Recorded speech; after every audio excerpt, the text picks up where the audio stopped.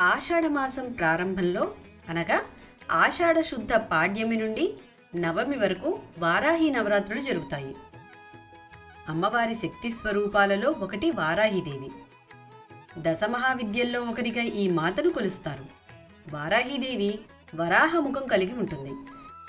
బ్రహ్మాండ పురాణంలో భండాసురుని సంహరించడానికి లలితా అమ్మవారి అహం అనే ప్రజ్ఞ నుంచి ఉద్భవించిన అమ్మవారి స్వరూపం వారాహి అమ్మవారు. ఈ దేవిని లక్ష్మీ స్వరూపంగా కొలుస్తారు. ఈ దేవిని ఆరాధిస్తే జీవితంలో ఎదురయ్యే అడ్డంకులన్నీ తొలగిపోతాయని, శత్రుభయం ఉండదని, కుండలినీ శక్తి జాగృతమయ్యి అపార జ్ఞానం సిద్ధిస్తుందని భక్తులు నమ్ముతారు.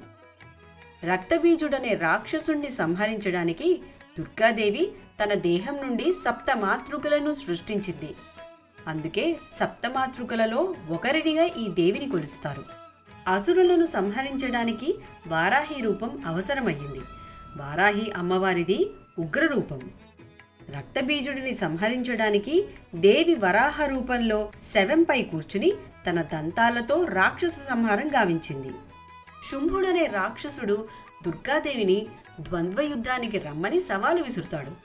అప్పుడు దుర్గాదేవి తిరిగి సప్తమాతృకలను తనలో ఇముడ్చుకుని శుంభుడిని సంహరించింది. శివుడి నుంచి శివాని, విష్ణువు నుండి వైష్ణవీదేవి, బ్రహ్మ నుండి బ్రహ్మణీదేవి, అలాగే వరాహస్వామి నుండి వారాహిదేవి ఉద్భవించింది. వరాహస్వామి అర్ధాంగి వారాహిదేవి. మరో ఇంట్రెస్టింగ్ వీడియోతో మళ్ళీ కలుద్దాం. అంతవరకు సెలవు.